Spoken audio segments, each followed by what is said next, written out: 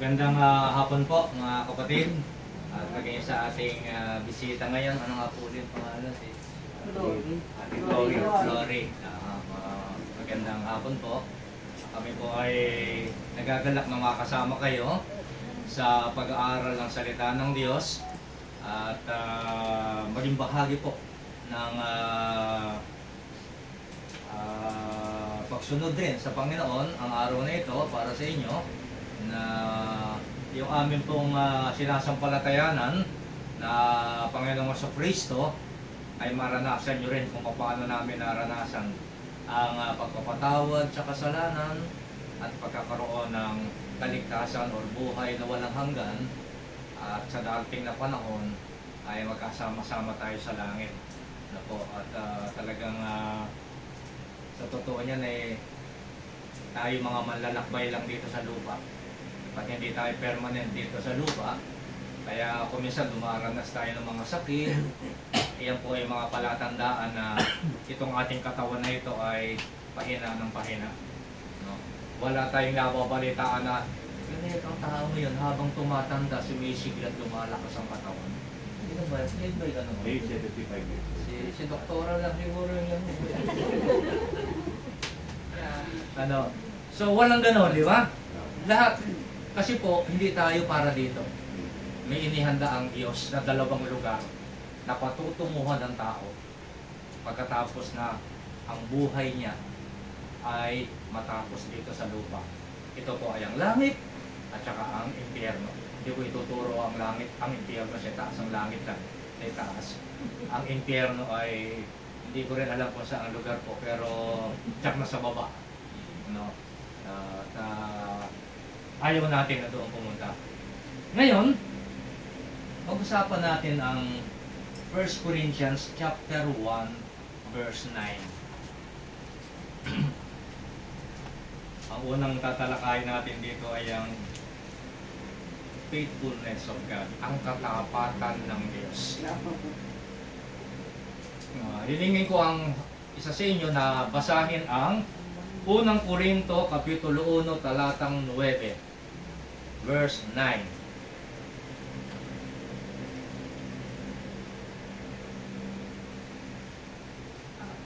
Kita na?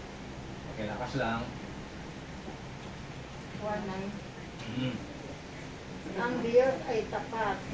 Nasa pamamagitan niya ay tinawag kayo sa pakikisama sa kanyang anak na si Jesucristo na Panginoon natin. Sa lumang salin, tapat ang Diyos na tumawag sa inyo upang makipag-isa sa kanyang anak na si Jesucristo na ating Panginoon. Una ay pinakikita rito na ang ating Diyos ay tapat na Diyos. Napakatapat na Diyos ang ating sinasamba at pinaglilingkuran. No? Maski sa Old Testament ay ipinahayag na ang kanyang katapatan, tingnan natin ang Deuteronomy chapter 7 verse 9. Aklat ng Deuteronomy chapter 7 verse 9. Chris. Deuteronomy chapter 7 verse 9. Palagpasin mo nga na ang Panginoon ninyong Diyos ay siyang Diyos, ang tapat na Diyos na nag-iingat ng tipan at naggagawad ng kagandahan loob sa mga umiibig sa Kanya at tumutupad ng kanyang mga utos hanggang sa 1,000 saling na lahat. Napakaganda. Ang ating daw Diyos, mula pa nung una, nang walang pasimula, hanggang ngayon, at hanggang sa darating na panahon, ay ang tapat na Diyos. Nag-iingat ng tipan at naggagawad ng kagandahang loob sa mga umiibig sa Kanya at tumutupad ng Kanyang mga utos. Gaano katagal? Hanggang sa 1,000 saling lahi. Kaya kung magsisimula sa iyo ang lahi at naging tapat ka sa Panginoon, 1,000 sali ng lahi mo, magiging tapat ang Panginoon. sa iyo. Pag-usapan natin sandali at bigay tayo ng kanya-kanya nating karanasan. Paano nyo nararanasan ang katapatan ng Diyos sa inyong buhay personal sa mga sandaling ito? Meron bang gustong mag-share? Paano mo nararanasan ang katapatan ng Diyos magmula nung ikaw ay sumampalataya hanggang ngayon? Sa mga experience natin, sa mga karanasan natin sa buhay, paano mo masasabing tapat ang Diyos sa lahat ng kanyang pangako sa akin mula sa kanyang mga salita? Sino nakaranasan ng katapatan ng Diyos sa kanyang buhay? Awan ng tanong siguro, mukhang tahimik eh. Sang-ayon ba kayo na ang Diyos ay tapat? Ha? Yan. Paano mo naranasan yung katapatan ito? Ako pwede, mag-uuna na ako. Sige. ikaw ang salita. Sa katapatan ng Panginoon. Oo. Kasi sabi nga niya eh, sabi yung takot. Di ba sabi, takot. Huwag Okay, matakot. Huwag kayo matakot. Oo. Sabi pa niya na, kung ang aking anak, kung ang kanyang anak ay pinagkaroon, hindi ba niya ibibigay sa akin ang lahat ng bagay sa akin ng Panginoon? Ibig sabihin, pinangahawakan ko yung sa kanya na huwag matakot at sinabi niya, siya ang mag-iingat. Bakit ko na masasabi sa kalagitnaan ito na ang katapatan ng Diyos? Ano kung tapat siya at hindi siya? Sa iyong personal. Sa akin, nasa akong Oo, personal. Oo. At alam naman ninyo ang nangyari sa akin. Mm. Ilang beses na ako naisakay sa ambulansya sa aksidente. At hindi sila maniniwala na 15 beses ako na aksidente. Alam ko labing siya. Ang buhay ng Ang pusa. Oo, pusa. Kaya dalawang pusa. Di ba? Pero ito'y natatawa ng marami dahil na-aksidente ako sa pagmamotor ko. Yung 14 sa motor. Yung ika-15 nitong August 20, talagang tanda ko. Na tamang, ang Panginoon talagang tapat siya. Tapat siya sa pangako niya, iingatan ko kayo. Di ba, kahit kasama niyo, iingatan ko kayo saan man kayo naroon. Kasi ilang beses, di ba, nung magkasama tayo sa Bible study, hinahanap mo ako, wala na ako. Hindi yun. Galing kami rito. Galing kami rito sa tabi. Galing tayo rin dito, no, di ba? Oo. Lumabas tayo riyan sa ano. Sige, tama. Tapos, nahanap mo ako, ang motor ko layo na, sira na, nasa ilalim na ako. Yung kotse, ano rin sa akin, di ba? Binukod ko lang yan sa ilalim ng van. Walang Walang malay. malay, walang Walang malay. malay. Eh, Oo. tama-tama may dumadaan ng ambulansya. Tama-tama naman. Hindi, May dumadaan ng actually, ambulansya ng hindi. munisipyo. Pinaka ko kagad. Oo. May dumadaan ng ambulansya. Mm. Pagkatapos, nung dalhin ako sa ospital, Wala ka pa rin malay. hindi, dinala ako sa ospital, ba? Bandang ulit, check up ako lahat, gano'n. Nung ano yun, umuwi din ako. Oo. Ibig sabihin, Mm. na samantalang nangyari sa akin, di ba? Pagkatapos, marami akong aksidente sa motor, nasabi nga nila, bakit hindi nadadala? Yung iba isang beses lang na-disgrasya, pinagbili na yung motor, takot na. Eh, ikaw nakakadabing apat ka na. Ang katuwiran ko, kung talagang mamamatay kasi ako, kahit hindi ako nagmumotor, mamamatay ako. Kasi pinanawakan ko na ang kamatayan ng isang Kristiyano ay isang biyaya at pagpapala mula sa Diyos. Pagka mali ang pananaw natin sa kamatayan, kung Kristiyano ka, nananaig ang takot pagdating ng bagay. Kaya ilang beses ako nanganib. Kaya sabi ko, pati yung nabubuhay pa si Kuya Mark, naalala nyo yung naglalakad sa bangketa, tatlong kakasama, nasa bangketa. Kung may motor yun, mabubuhay pa sila. Bakit? Nasuro sila ng jeep kasi naglalakad sila eh. Eh kung nagmamotor sila, Hindi sila sabi abutan ko, ng hindi jeep. nagpatawa. Hindi sila abutin kako ganun. Kaya ibig sabihin, ang disgrasya. Kaya nung huling madisgrasya uli ako, di ba, dinala na naman ako sa ano kayo. Hindi makatingin si Kuya Junior dahil Oo nga. pumilipit ng dalawang pilipit yung paa ko. Pilipit yan. Pagka pumilipit pala ang paa mo ng dalawang twist, yung hirap na nararanasan mo, yung sakit, doble-doble rin. No. Ito kasing buto nyo na ito. Napunta rin. Napunta rito siya babaw. Pumilipit. Pero walang fracture. Ang nangyari, walang fracture. Pumilipit ng dalawa. Mm. Diniretso nila yung isa. Naku, sumisigaw ako. Kaya sa ospital, ang gumamit, doktor na hindi pala sardio, Hindi Hindi, sardio ng ang sardio nang tumingin sa akin, Tingin. Hindi hindi orto. marunong. Hindi orto. Kung ano anong gawin yan, ako inabot na alas 5, baloktoin pa ako, twisted pa rin. Kaya nung kinabukasan magkita kami, ano sabi ng doktor, ako kinabahan kahapon. Kasi hindi naman ako orto eh, sabi niya sa akin. Hindi alam na mahas. dami, nasa kalsada ako nakahinga. Pagdating doon hanggang sa ospital, napakakito. Ang ibig sabihin, tapat ang Panginoon. Dahil dami kong disgrasya. Eh dito may bakal ako, bumaliktad, lumawit yung buto ko. Tabali, hanggang ngayon nandiyan yung bakal. Pero talagang ang napakabuti ng Panginoon, yun ang katapatan na sila, yung naranasan ng katapatan ng Panginoon. Hanggang ngayon, buhay pa ako. Ewan ko kung kailan ako kukunin ng Panginoon. Gusto mo na ba? Eh, makakasabi, pinangungunahan mo siya. Ayun. Diba?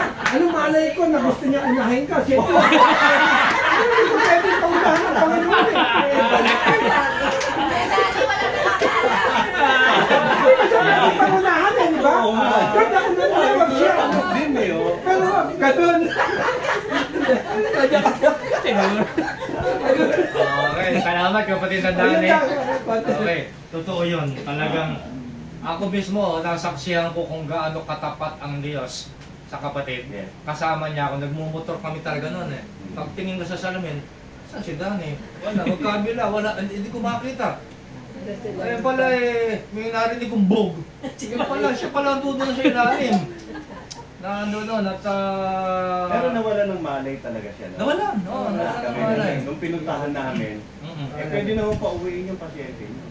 Bakit po? Wala namang ano eh. Wala. In-x-ray kompleto. So, ganun siya pinoprotektahan, ganun yung kanyang panghahawak at pananalig sa tapat na Diyos at nangyari sa kanya ang katotohanan ngayon. So, sa iba, paano naranasan na ang Diyos talaga ay tapat? At sana maging masigla rin tayo, nakatulad ng kapatid na Dani, na yung dahil sa katapatan ng Diyos, ano yung saya niya? At ang pinamumuhay niya.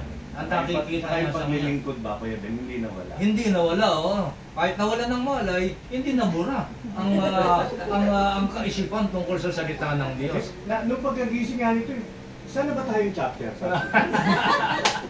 Okay, sa iba. Dito, pwede rin ang Diyos sa likod ko. Hanggang Diyos sa kusina. Paano nyo sinasang-ayunan at naranasan ang katapatan ng Diyos?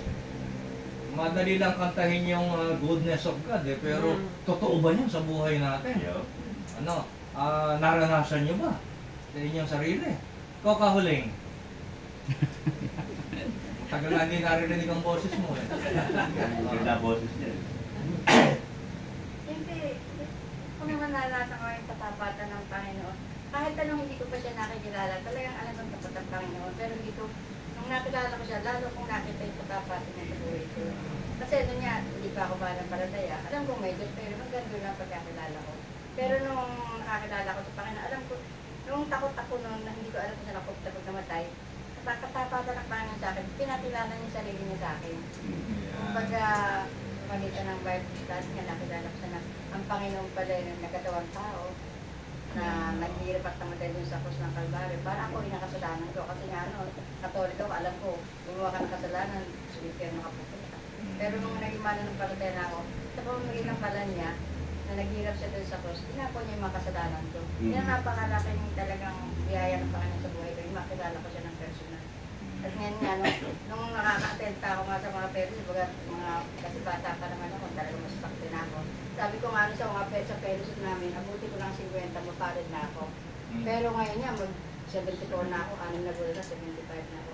Pero kahit na may nararamdaman ako, pero patuloy ko nakita ng katapatan ng Panginoon sa buhay ko. Binibigyan niya ako ng sapat na takaswara. Kahit na hindi yung natural na lakas ng katawan, pero binibigyan pa rin niya ako ng kalakasan para magawa ko yung dapat kong gawin. Kaya ang napakabuti ng Panginoon, pero pinagdadal sa ating katapatan sa buhay. Ito ako sila. Oo. Totoo yan. Nung una-una kami nagbabible study, dito kasama pa yung nanay nyo na umaattend. Pinupuntahan namin dito sa bahay dito sa una. Nakaupo. Ano pa nga ng nanay nila? Onyang, oo. Onyang. Onyang, oo. So, yun nga ang request niya.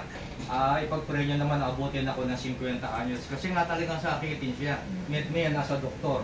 Kaya ginawa ko, tinawag ko siya nga doktora. Kasi laging lagi siya nga, ano ba ang gagawin ko? Pupunta kayo doktor pa rin niya, sabihin mo pinapunta kita. Dapat pala hospital lang yun. So, gano'n ang sitwasyon. Aba, tingnan nyo, 74 na pala ngayon, nakadagpas na yung 50 na hinihingi niya. So, gano'ng katapat ang Diyos. Kasi nga, nanampalataya siya at pinagtiwalaan niya ang ating Panginoon. So, malaking biyaya. At marami rin siya mga kapitbahay noon na naaakay dito sa Bible study, nakikinig. At naalala ko, meron pa siyang inimbitahan na yung bang may nauubos ang kamay. Ketong. Hindi naman yung binanggit sa akin na may ketong pala yun. Kinamayan mo pa, kay Ben, ano? Kinamayan namin, talaga Oo, Higpit na mahigpit pa nga kayo. Nakabalok ko, kaya baka malaglag Higpitan mo ang pagkamay mo sa ganun. Kasama yung daliri. Oo, puti hindi na tanga yung daliri. Tapos narinig ko, kapag kayo mahahawa ng ketong, nabasa ko, 20 years yan. Matagal lang mo pala ka po eh. 20 years na yun, mahigit na. Absuelto na. So, marami siya na na-sharean sa ganong kaparaanan. At naging tapat ang Diyos dahil sa kanyang pagtitiwala at pananampalataya sa ating Panginoong Kristo. Bakit? Sapagkat ang ating Diyos ay tapat sa pagtupad sa kanyang pangako. Tapat ang Diyos sa pagtupad sa kanyang pangako. At ang kanyang mga pangako, pag sinabi niya, hindi napapako.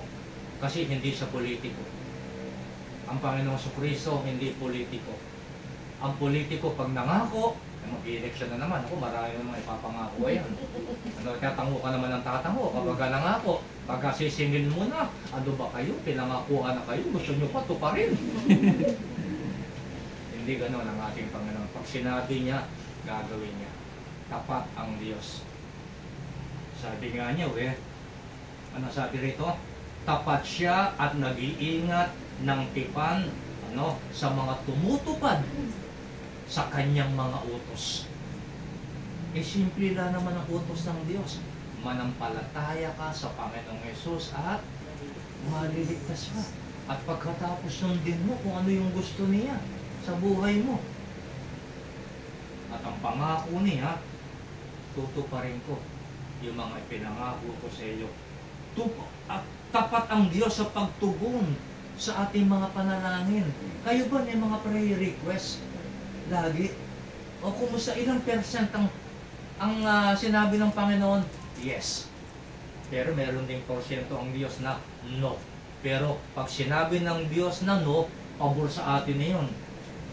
Pag sinabi ng Diyos na oo, kasi nakita niya, nakalooban niya ang hinihingi mo. Tapat ang Diyos na yan. At ang Diyos na nangako sa atin, ay nagsabi pa rin, tapat siya maging sa panahon na dumaranas tayo ng pagsubok o tukso sa ating buhay. Kayo po ba mula nung sumampalataya sa Panginoon, dumaranas ba kayo ng pagsubok o tukso sa buhay?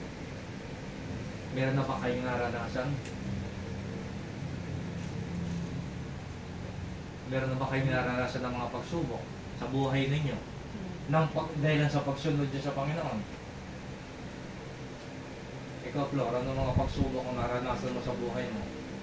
Pagkakasakit mo raw Mm-hmm. hiniling ko siya sa Panginoon. Pero Magkasakit?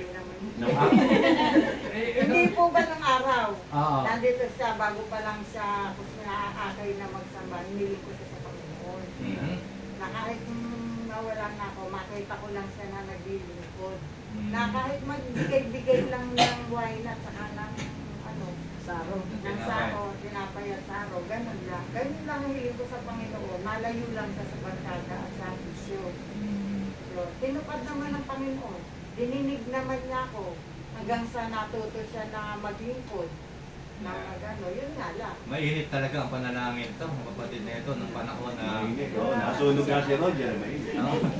Akalain yung nakikinig pa lang sa Bible study, gusto isama na namin sa mga sa mga exposition, sa mga visitation, umiiwas pa nga sa amin.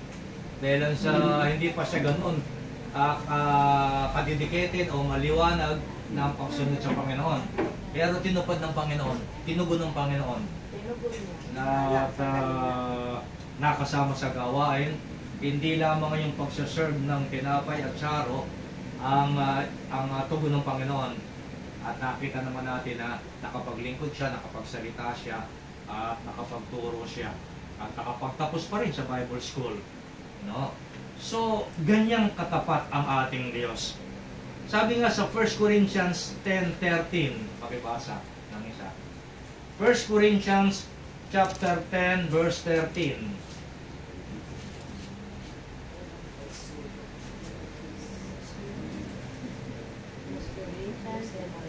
Hindi dumating sa inyo ang anumang tukso, hindi yung matitiis na tao. Dapat ang Diyos na hindi niya tutulot na kayo tuksoin na higit sa inyong makakaya. Kundi kalakip din ang tukso ay gagawin naman ang paraan ng pagbilat upang ito'y inyong malas. Yan. Kung tumaranas man daw tayo ng mga pagsubok o tukso, maliwanag ang sabi, tapat ang Diyos. Hindi niya itutulot na kayo tuksuhin ng higit kaysa inyong makakaya. Hindi niya itutulot na kayo ay mahirapan o magtiis ng higit sa makakaya ninyo. Kumusta ang mga pagsubok at ang mga tuksong napagdaanan natin? Paano natin nakita ang katapatan ng Diyos sa buhay natin? Meron ba kayong ma-share sa inyong buhay? Si Cecil, tanongin natin, may naranasan ka na bang pagsubok o tukso sa iyong buhay na nakita mo ang katapatan ng Diyos? Ay, matagal na po yung... Pero, kasi nung bata si Ate, lagi ko siyang nagkakasakit. Parang sakitin talaga siya. Kaya, lagi kang manatalain. Sana, yung umalis na sa kanya, ulupog na siya magkasakit. Kasi ang hirap ng pakiramdam bilang isang inanay. Yung anak mo, may sakit. Sabihin mo na lang, sana ako na lang may sakit. Kasi nakikita mo yung anak mo na siya yung may sakit. Nakakawang din niya. Pero yun, salamat sa Panginoon na alam ko lagi siyang tutuloy sa manalangin. Na kahit hindi ako magsalita o minsan sa puso ko lang na sinasabi ko, pagdulong ko o dinadalain ko yung anak ko, gano'n. Nararamdaman ko yung pagkilos ng Panginoon. Tsaka yung parang ang lapit-lapit ko sa kanya pag nalalangin. Nararamdaman ko yung pagkilos sa buhay. Kahit kung ngayon sa panahon na ngayon na malaki na Ilan taon na anak mo ngayon? 24 na po siya. Isipin mo ngayon, ano? Binata na. Itinaguyod ng Panginoon sa pamamagitan ng iyong panalangin. At dumanas ko man ng mga pagsubok dahil niya pa sa doktor. Parang ang hirap. Ang hirap, oo. Kapag pupunta sa So ngayon, blessing na, tinatamasa mo. Dahil sa May driver na po siya. Oh, yun lang po. Sabi ko yung hinihiling ko. Mas Graduate ka ba? paglaki ng dito. Driver po. Nakaka-drive na siya. Siya nang drive niya. Oo, meron po akong driver na kaming dalawa pupunta ko sa chapel. Ganun. Sabi ko, parang nangyari na yung Nag-girlfriend na. Meron akong driver kahit saan ako pumunta. Nag-girlfriend na ba? Pumunta doon, sa mga ako sa ganun. Meron akong driver. Driver lang, Pero wala salamat pag-get. po sa Panginoon. Ganun po yung nangyari sa akin nung bata ko siya. Elementary pa siya. Iniisip ko na ganun. Yun po, nangyari din yun. Salamat sa Nakasama Panginoon. ko rin siya. Kumusta naman ang mga kapatid natin dyan sa Marshall Island at saka sa mga lugar yung si Edith? Oo, kumusta naman habang kayo ando doon? Ano namang mga pagsubok at mga tukso na napagtagumpayan nyo dahil sa katapatan ng Panginoon? Kami po mag-asawa dati, nakatira lang kami sa isla. Mm-mm. Isang wave lang ng dagat, tatabunan po. Tatabunan yung isla. Dahil tabing dagat kami. Bali po ang bahay namin, tapos dagat lahat. Nakikita po namin ang pag-iingat ng Panginoon sa amin sa araw-araw. Marami naman kayo mga nakatira doon. Opo, marami naman po. Pero po yung, kasi kahit yung hampas ng dagat, naririnig mo. Pag nag-high tide po, talaga po yung isla ay matatapunan. Pero sa biyaya po ng Panginoon, iniingatan niyo po kami araw-araw sa isla. Tsaka po isang biyaya din ng Panginoon na alam namin nakikita niya yung mga anak niya. Doon po sa isla namin, ang iniinuman namin, water catchment. So umaasa lang po kami sa tubig ulan. Pag walang tubig ulan, hindi na kami iinom. Pero natutuwa po kami ni Chris kasi ang panalangin namin, pag konti na lang yung catchment, ang panalangin namin ay uulan po at bibigyan kami ng Panginoon ng tubig para may inumin. Nakikita po namin kung paano rin kami alagaan ng Panginoon. Yan ang tinatawag na leading by faith talaga. Oo, Yung po talaga, isang patotoo po at isang miracle talaga yung pagsagot ng Panginoon. Kasi po, pag wala talagang ulan, matutuyo po talaga. Tubig, alat ang inumin namin. Wala po talagang source ng ibang tubig. Hindi yung ulan. Puro dagat eh. Puro dagat. Nagdidildil sila sa lapu-lapu. Di ba? Nagdidildil sa lapu-lapu. Mga kaligid. Saan gano'n? Wala problema sa mga isda. Wala pong problema. Kaya Ang nga biyaya po nagdidildil ng lang sila. Panginoon Sa ay- tubig Sa inumin kabang lang. ang Sa inumin lang. Opo. by faith talaga. By faith talaga. Gulay. Ang gulay, wala rin alam pagtatamnan. Ano? Saka yung ano po namin doon, palusugan, biyaya talaga po ng Panginoon Diyos na kami ang nilagay doon dahil malalakas po kami. Kasi kung mahihina, kunwari, sakitin kayo, hindi po kayo pwede. Hindi pwede. Kasi Kasi walang ang gulay. hospital doon, center lang. At ang doktor doon, doktoran lang po. Ay, pwedeng daling doon siya, ano? Daling doon siya. Ate So, doon nakita natin kung gaano katapat ang Diyos sa kanyang mga anak. Oo nga pala. Sa ganung mga sitwasyon. Ano? So, talagang Wala kang tatakbuhan kundi nabaw Panginoon. ang Panginoon. No? Kaya pala si Lisel nung nakaraang magkasakit, dito pa pumunta. Aeroplano. Oo. Doon kailangan mo din ng aeroplano. Tuwing Biyernes lang po. Ang Kung aeroplano. Monday kung magkasakit. Maghihintay kang Friday. Ayaw mo na. Kaya, kaya yung appendix mo kung pumutok na, huwag ka munang sasakit. Kaya po kami talaga, kami mag-asawa, tsaka yung mga Pilipino, ang panalangin din namin yung aming kalusugan. Dahil nga po gano'n, isang beses lang ang aeroplano, pag nagkasakit, hintay mo pa ang Friday. Para madala po sa city. So, ganoon, ano? Ganoon natin makikita na ang Diyos ay tapat. Hindi niya ipahihintulot na yung dadanasin mo ay higit sa makakaya mo. At sa ganung paraan, nasusukat ng Diyos kung gaano tayo may pagtitiwala sa Kanya. Meron kasing iba, nagsisimula pala ang pagsubok, mareklamo na. Kumbaga saan hindi na makuhang umasa o magtiwala o magtiis ng konti at maghintay sa biyaya ng Panginoon. Isa sa ayaw ng Diyos maging sa Old Testament, yung reklamador. Ayaw ng Diyos yan. Makain na ng mani. Kumakain na ng masarap. Kung bumalik sa sibuyas. Oo, gusto pang balikan ng Ehipto. Ano? Kung minsan may mga Kristiyanong may biyaya na hindi pa makuha magpasalamat. Napakasarap na ang Diyos ay ating purihin dahil sa kanyang katapatan at pag-iingat sa atin sa bawat sandali ng ating buhay. Hindi tayo pababayaan. Napakagandang verse yung binanggit kanina ng kapatid na Dani. Sabi nga ay, kung ang kanyang anak na pinakamamahal ay hindi ipinagkait sa atin, kundi ibinigay sa atin, namatay sa krus para tayo ay matubos sa ating mga kasalanan. Gaano pa kaya ang mga maliliit na bagay na hindi niya ibigay sa bawat isa sa atin? Napakahalaga lang na makita at marinig ng Diyos na tayo ay nagpapasalamat at patuloy na nagtitiwala sa Kanya bilang ating tagapagligtas. Ayon pa rin sa verse 9 ng 1 Corinthians, ano? tapat ang Diyos na tumawag sa inyo upang makipag-isa sa kanyang anak na si Jesucristo. Ang Diyos daw ang siyang tumawag sa atin para makipag-isa sa ating Panginoong Jesucristo. So, ang Diyos ang tumawag sa atin. May dalawa pong pagtawag ang Diyos sa tao. Una, general calling na tinatawag. Yung general calling ay para sa pagkakilala sa ating Panginoong Jesucristo bilang Panginoon at ating tagapagligtas. Lahat po ay tinatawag ng Diyos para sa kaligtasan. Lahat.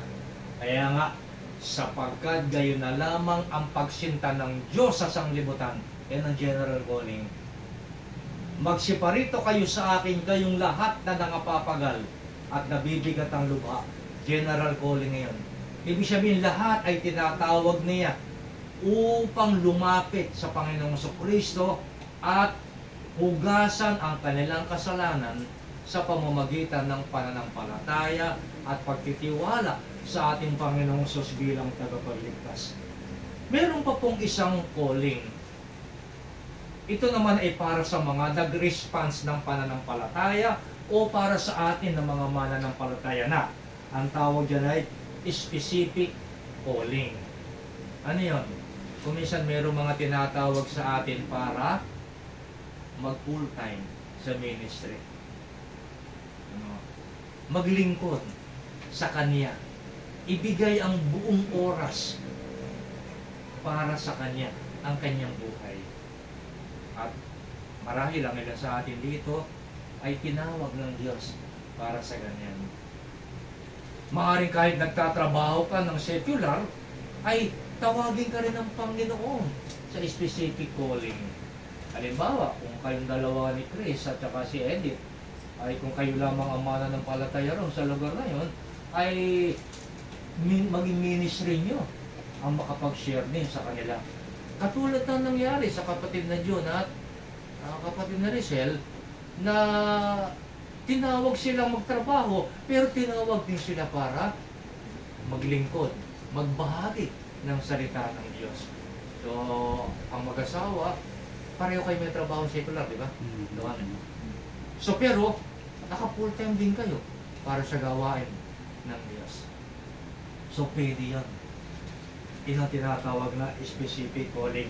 Siya ang tumawag sa atin sa pakikipag-isa kay Kristo at para makapaglingkod sa ating Panginoon. At siya na, lahat tayo rito ay nakaranas ng tinatawag na pagtawag. Yung general calling. Yung tinatawag tayo na, halika, manampalataya ka sa akin. Halika, mahal kita. Alam niyo po, lalo na sa ating bisita po ngayon, yung pong pagmamahal ng Diyos ay para sa lahat. Pero, hindi po lahat makakaranas ng pagmamahal ng Diyos kung hindi tutugon yung taong tinatawag. Para lang din po yan sa mga nagmamahalan. Halimbawa, nagliligawan pa lang. Mahal ng lalaki ang isang babae. Pero kung hindi naman tutugon ang babae, so hindi magiging ganap yung pagmamahal na iniuukol ng lalaki. Mahal tayo ng Diyos, isinugo niya ang kanyang anak.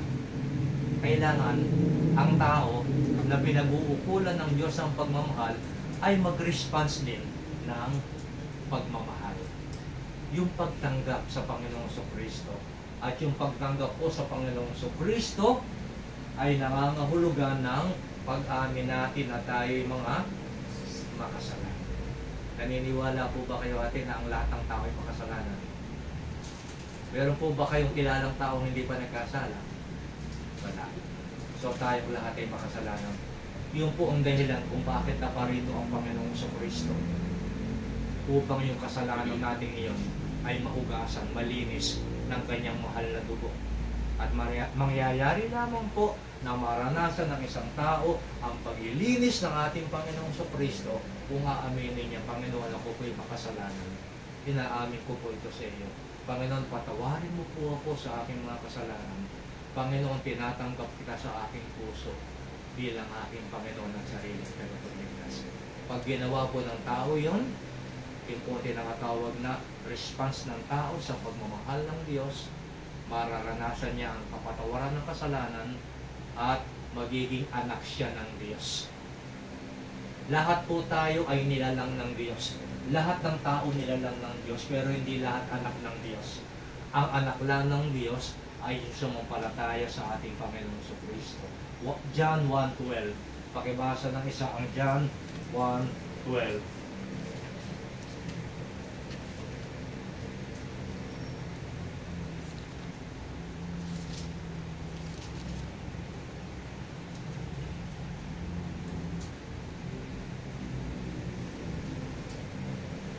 John 1:12. Ano sabi?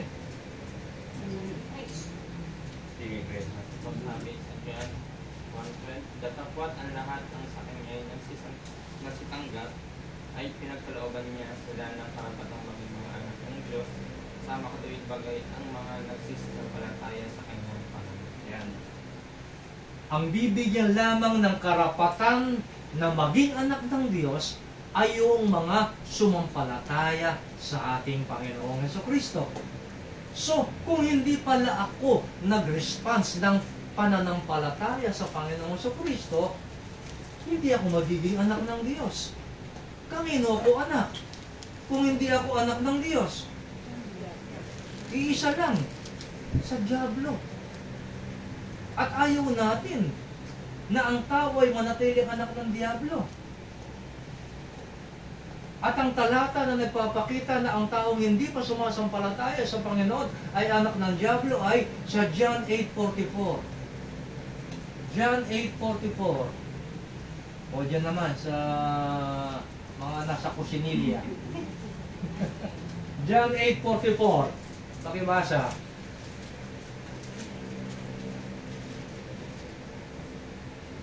Sige, pakibasa ng anak ni Cecil.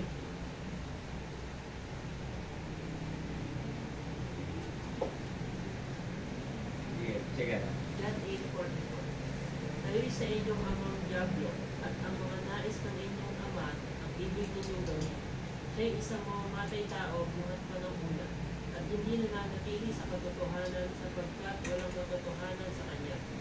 Pagka nagsasalita siya ng kasinungalingan, ay nagsasalita siya ng kanon niya sapagkat siya'y isang sinungaling at aman. Yun, salamat. Nakita natin, sabi ng sumulat, kayo ay ka sa inyong amang Diablo, sapagkat ang nais ng inyong ama ang gusto nyong gawin. Siya isang mamamatay tao, buhat pa ng una, at hindi na nanatili sa katotohanan. Kapag nagsasalita siya ng kasinungalingan, ay nagsasalita siya sa ganang kanya, sapagkat siya isang sinungaling at ama ng mga sinungaling. Naku, sakit.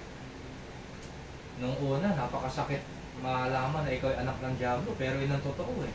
Pero napakasarap na marinig na ikaw ay anak ng Diyos pagkatapos na ikaw ay sumampalataya sa ating Panginoong Kristo. Sana tayong lahat dito, John 1:12, hindi John 8:44. Tayo'y mga anak ng Diyos sa pamamagitan ng pananampalataya. So, kapag pala tayo sumampalataya na sa Panginoong Yesus, tayo ngayon ay nakipag-isa na sa kanyang anak na si Jesucristo. Kaya ang sabi sa 2 Corinthians 5:17, babasahin ko rito sa bagong salin, mas malinaw. Sabi, kaya kung nakipag-isa na kayo kay Kristo, ang isang tao, isa na siyang bagong nilalang. Wala na ang dati niyang pagkatao. Sa halip, ito'y napalitan na ng bago. Kaya pagka ang isang tao raw ay nakipag-isa na kay Kristo, isa na siyang bagong nilalang. Yung lumang tao, anak ng dyablo. Yung bagong nilalang, anak na ni Kristo o anak ng Diyos. No? At yung dati nating buhay ay napalitan na. Kung noon dati tayo ay sinungaling, sapagkat ang tatay natin ay sinungaling, ngayon tapat na tayo kasi ang tatay natin tapat. Ang Diyos ay tapat. Dati, masama ang bibig natin. Lagi tayong, ano ba yung popular na ginagawa ng mga tao walang pagkakilala sa Panginoon? Nagmumura. Eh ngayon, wala na. Naalala ko dati si Kahuling eh. Nagmumura? Oo, bukod sa, malutong magmura dati yan eh. Eh tapos naka-uniforme pa yan. Anong uniforme mo? Anong kulay yung uniforme mo? Kulay pula. Kulay maroon. Tapos may palawit pa rito na ano. Dalawang bola yan. May bola ano, castle ano. Na ganon. E di nung araw, magsisimba yan, nakasuot ng ganon, pupunta sa simbahan. Nung makakilala sa Panginoon, tanggal na ang damit niya yun.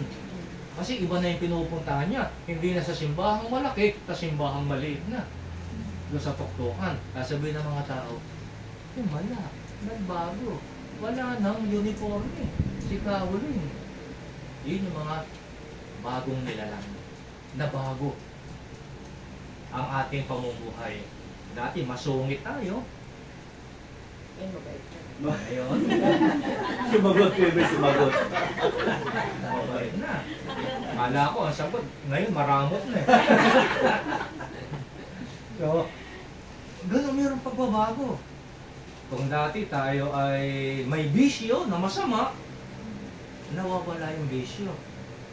Yung pong ibang mga kapitbahay namin, laging sinasabi, gusto ko kasano lumipat sa inyo. Kaya lang bawal kasi, napakarami kang bawal sa inyo eh. Akala, meron tayong pinagbabawal. Wala tayong pinagbabawal. Kapag nakakilala ka sa Panginoon, pag alam mong mali, ikaw mismo aalisin mo sa buhay mo. Kung dati palamura ka, nawawala na yung pagmumura. Kung nung dati ikaw ay masama ang isip mo, ngayon babaguhin mo na yung isip mo. Kung nung dati hindi ka nagbabasa ng Bible, ngayon magbabasa ka ng Bible. Kung nung dati hindi ka dumadalo sa gawain, paglinggo, hindi ka nagsisimba, ngayon nagsisimba ka na para maluwalhati at malugod ang Panginoon. Kung nung dati nga maramot ka, ngayon hindi ka na maramot. Nagbibigay ka na sa mga tao na may tamang pangangailangan. So iyan ang buhay ng isang tao na tinawag ni Kristo, na nakipag-isa kay Kristo, sapagkat ang ating Diyos ay tapat na Diyos. Napakatapat na Diyos. At ang kanyang pangako sa atin ay tinutupad niya. At ang pagpapala niya sa mga tapat din sa Kanya hanggang 1,000 saling lahi. Kaya kung naging tapat si Katoning sa Panginoon, yung mga lahi niyo po pagpapalain din ng Panginoon. Yan ang gusto ng Diyos sa makita sa buhay natin. Maging tapat tayo para din sa kapakanan ng ating susunod na henerasyon. Okay? Pagpalain ng Panginoon ang kanyang mga salita. Meron ba tayong tanong o karagdagan sa ating pinag-aralan? O baka gusto nyo munang kumanta na The Goodness of God. Hindi naman nakakabisa nun. Kabisado ni Beng yun eh. Baka gusto mong solohin pa eh.